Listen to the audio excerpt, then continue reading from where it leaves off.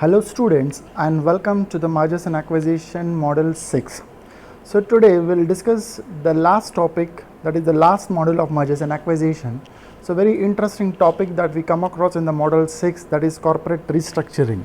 So corporate restructuring is all about the mergers and acquisition, right? So mergers and acquisition, what we have been discussed till now, it is a form of restructuring the company do adapt to meet their corporate or a strategic objective.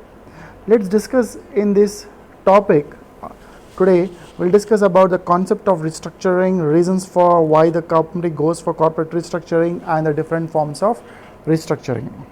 Okay, so it is been very well said that restructuring, the definition is to give a new structure to or to rebuild or to rearrange. What is restructuring is nothing but a company or an organization which is already having a definite structure. So the existing structure is being rebuilt, rearranged, so that it tries to increase the efficiency, effectiveness, right? It will tries to reduce the cost and increase the profitability. The new ways through which they can try to improve the performance is what the restructuring. That is, the existing structure is being rearranged to give a new efficiency. Fine.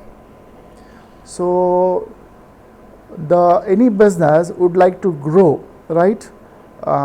They can grow the business in the two forms. One is organic growth and inorganic growth. So what is this organic growth and inorganic growth?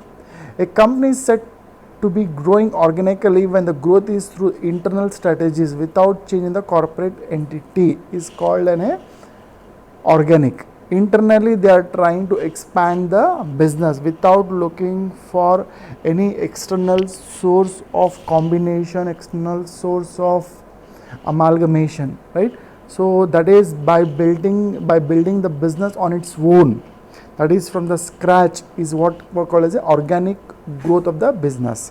When I say inorganic growth, right, the rate of growth of the business by increasing output and the business reach by acquiring a new business result in creating a change in the corporate entity. Fine. So in a short period of time, if a business want to achieve the growth, right, so they look for an inorganic growth. So inorganic growth is through looking for a different form of restructuring through which they can achieve the higher growth rate.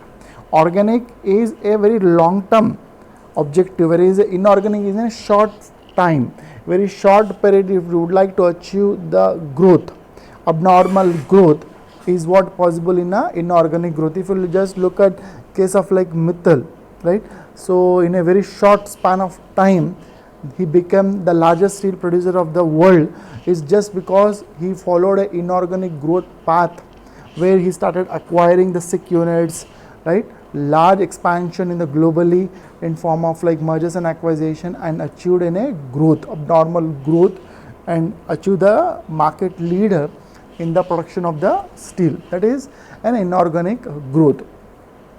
Fine. So thus the inorganic growth strategies are regarded as a fast track corporate restructuring strategies, right? So organic is also in a restructuring, inorganic also is a restructuring. The fast, the quick, the speed through which you want to achieve the corporate restructuring goal is possible with the inorganic growth. Right? Now coming to the concept of restructuring, corporate restructuring is a process of significant changing in the company's business model.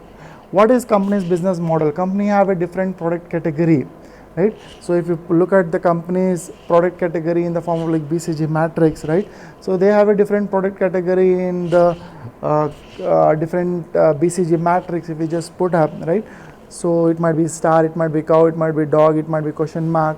So now what they try to look at is they try to restructure, redesign this product into the different BCG matrix and try to see that how best they can try to improve the cash flows, how best they can try to improve the revenue, how best they can reduce the cost. It is about changing in the business model. It can be changing the management team or financial structure to address the challenges in increasing shareholders' values, right? So what is that they look at is changing the product, changing the management, changing the financial structure, that is in changing the debt equity ratio, right, capital structure decisions, changing the management team, that is the board, or in terms of product, by that can increase the shareholders value, is what in a corporate restructuring. Fine. What are the reasons why do the firms go for corporate restructuring? One, the restructuring, why do they go to turn around a sick unit? When they know that a business unit which is not able to be managed and they would like to sell off the business, right? So that is the best way of selling off the business. If you are not capable of handling the unit and continuously you are able to give the negative profits. So most of the mergers and acquisition we find that, right, previously it might be a profitable unit, now over a period of time it becomes a debt return and a loss making unit, right, that is attractive to the mergers. This is what a best example we can find for the mergers.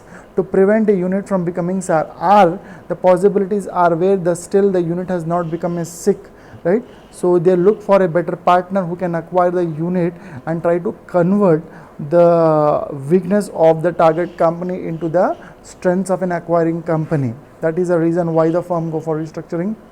To improve the performance of unit and organization efficiency, firm goes for restructuring because they want to improve the performance of the unit. Because if, let's say, the company has a product which is giving a loss making, so rather continuously investing in a loss making unit and generating the losses, it is better to sell it off the unit and try to improve the performance, right? If you look at the case of like Sanko Daiichi with the Ranbaxy, right? The Daiichi has purchased the Ranbaxy and they were not able to manage the Ranbaxy business. So what they did is, within the 2 years they sold back the Ranbaxy business, right, to the Sun Pharma and try to improve the performance, try to improve the efficiency where they have a core strength, core capability, rather than exploring the new unit. This is where again a restructuring activity to improve the performance and the efficiency. To facilitate growth and expansion, right?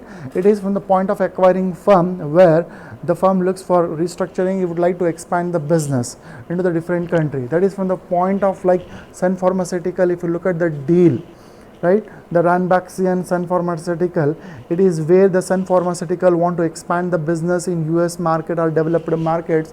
So with this deal of Ranbaxy and with the Sun Pharma, where they can expand the business to the developed markets.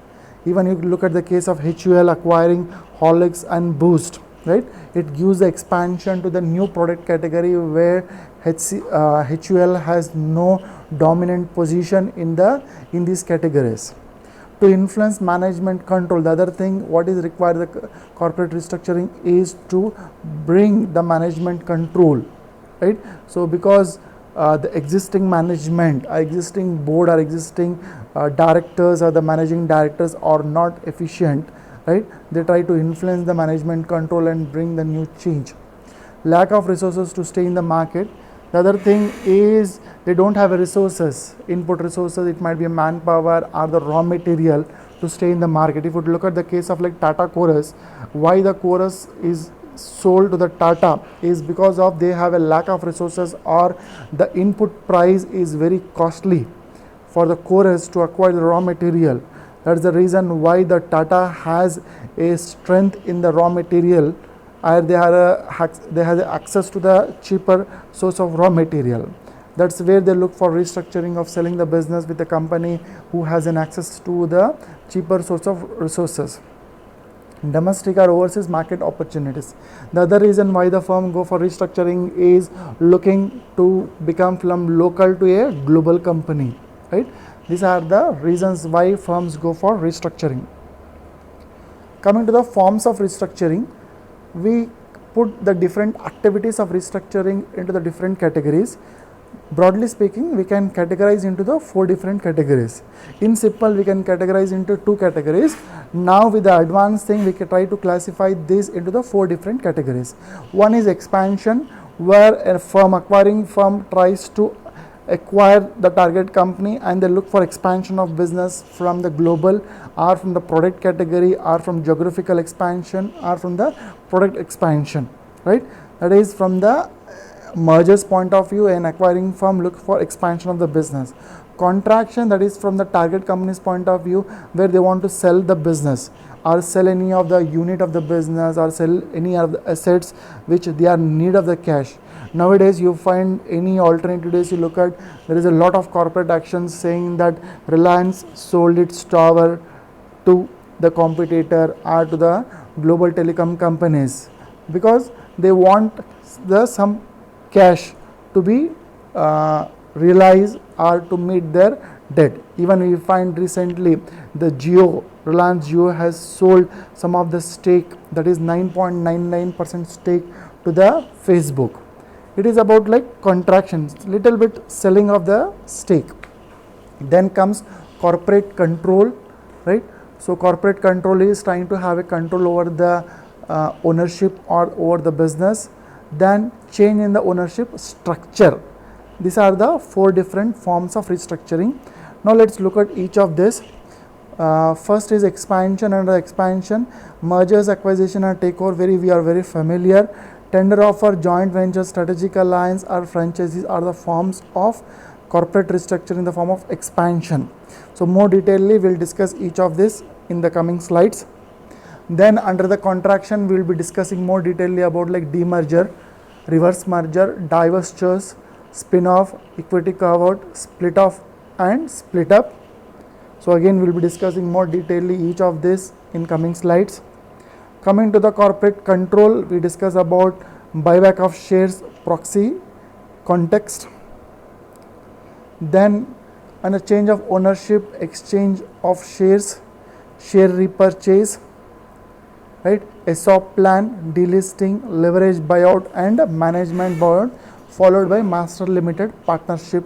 These are the different forms of restructuring in the changing ownership structure. Fine. So we'll stop here. In the next topic, we'll discuss more detailedly about forms of restructuring from the point of expansion. Thank you.